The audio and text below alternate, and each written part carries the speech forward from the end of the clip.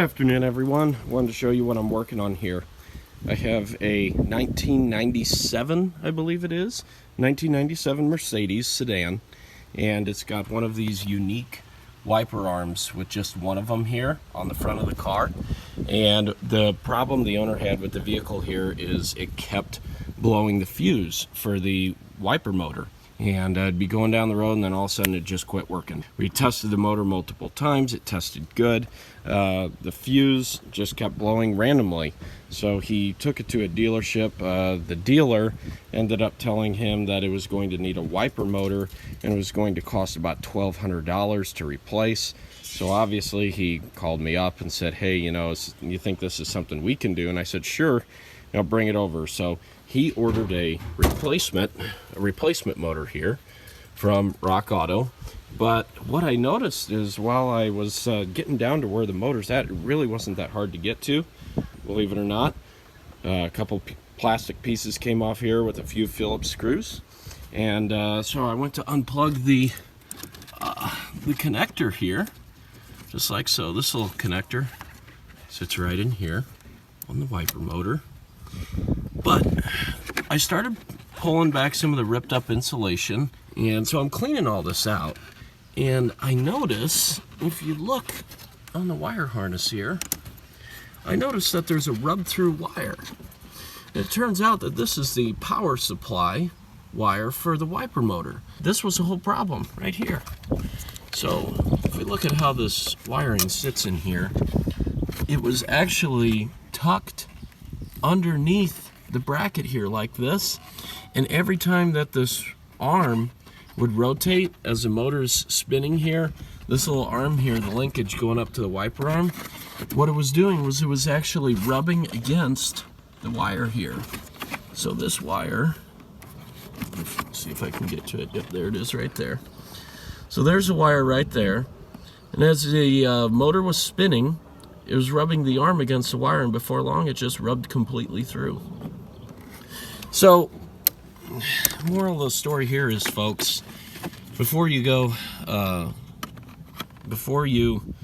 approve a $1,200 repair like that, and I get it that, the dealer was probably just giving him a, kind of a safe bet estimate. You don't want to tell somebody, oh, it's probably just a wiring or a fuse, when it could be something more serious like a wiper motor. But this is why it's always good to get a second opinion whenever you get a really expensive estimate, because you never know what a second set of eyes may do.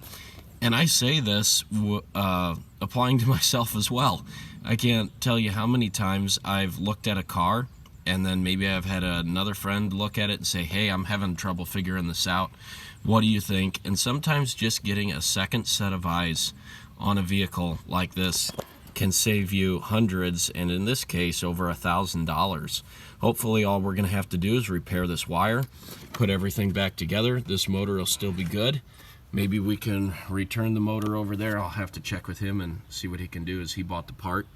But my hope is all we have to do is repair this wire, put a new fuse in it over here. As you can see, they went to get a new fuse, so I don't have the fuse with me, but it's a 40 amp fuse here. So we're gonna get a new one of those, plug it in, see if that fixes our problem.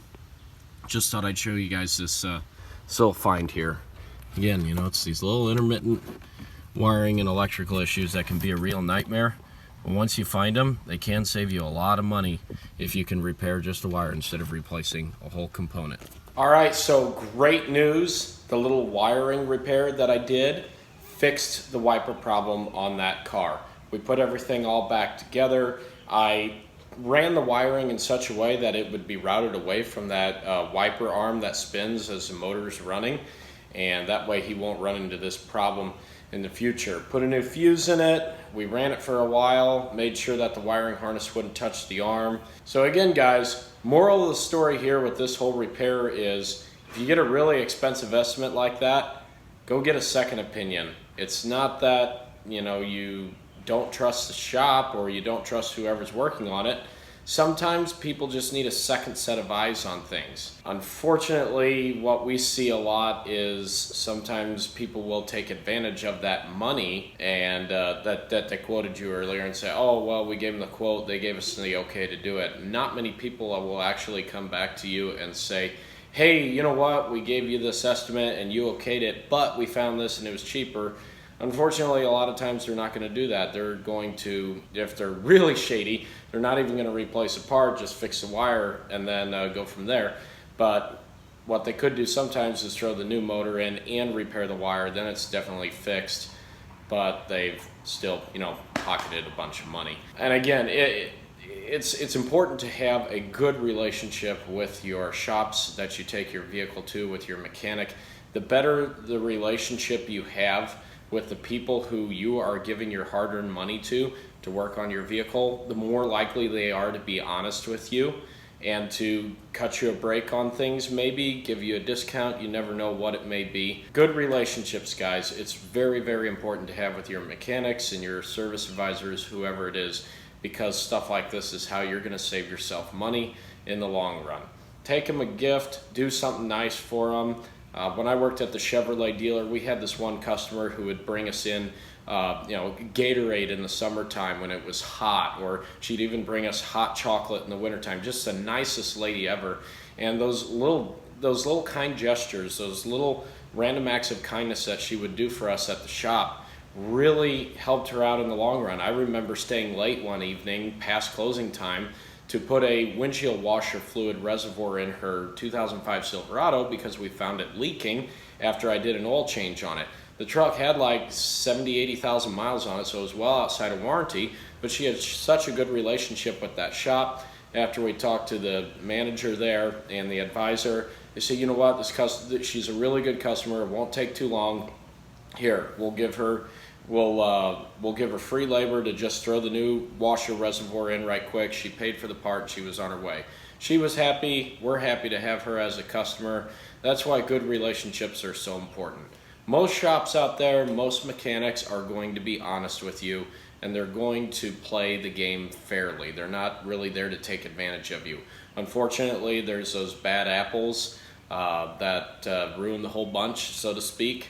And people get a bad taste for mechanics and shops in general. They think they're out there to rip them off. I'm telling you guys, if you build a good relationship with those people, you more than likely will not have that problem. I don't know why my camera can't decide the white balance behind me. I just noticed that while making this video. So before my camera goes completely bonkers and implodes on itself, I'm gonna go ahead and end this video. Hope you enjoyed it. Give it a thumbs up if you did, and I'll see you next time.